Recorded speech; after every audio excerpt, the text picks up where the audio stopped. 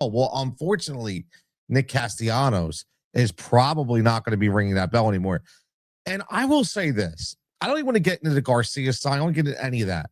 I just want to look at Nick Castellanos specifically. I want people to remember when Nick Castellanos came to Philadelphia.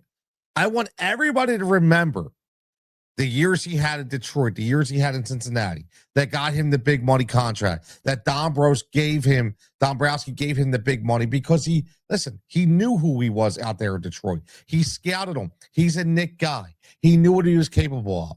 And remember, when he came here, we really didn't know where Nick was going to fit. But then Bryce Harper gets injured, and everything changes.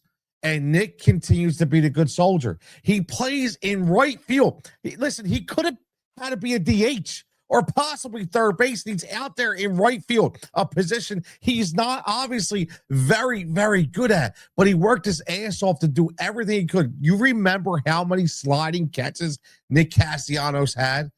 I mean, we always think about the bad things, right? We always think about the bad things, but this is kind of like a Nick Castellanos hats off to the man kind of top three leadoff, because I think he deserves more than what he's getting from the Phillies organization and from some of the fans. I love seeing a lot of outpouring of the fans saying, we'll always love Nick, this and that, because I think it's great. So I'm going to share the screen for a minute.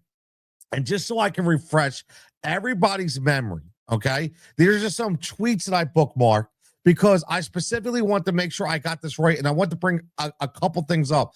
And again, this is not because I'm sharing for other people. It's just the things that I found and why I felt they were extremely interesting, especially for what we're trying to do right here. So let's just talk about this real fast. You see right there, okay, the first tweet. That was a really bad job by the media with Nick Castellanos last night. We all remember this. I was vocal about this, right? He had his best game in a while. We slumped and had a great game. He had his 250 home run, and all they kept getting out to him. Scott Fransky was one of them, right? They just kept hammering home. Well, Nick, what about calling the bench? How does it feel? They just were hoping to get a click. They were hoping that he was going to say something because he knows he wears his emotion on his sleeve. And I hated every minute of it. Okay, so that was one of the issues. It started to go bad there, when it came from the entire national and local eye with a lot of people, which I hated, all right? But let's remember this. Right? Remember this when he comes off the bench?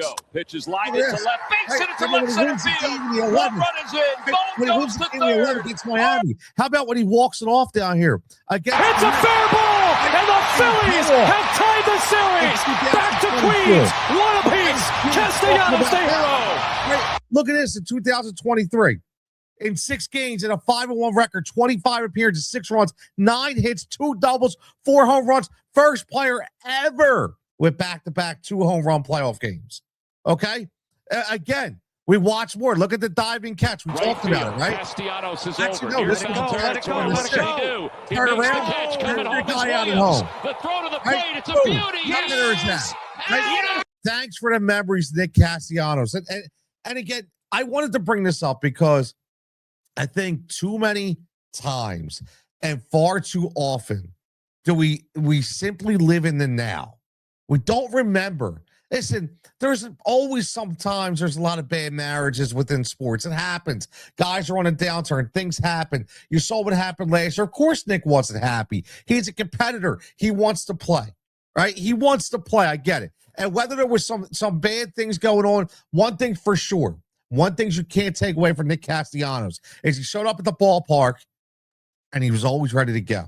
Whether he came off the bench or not, he was always ready to go. So my hat's off to Nick. I think he 100% deserves better than he's getting in an overall basis. And shout out to the fans that are giving him the love that he deserves.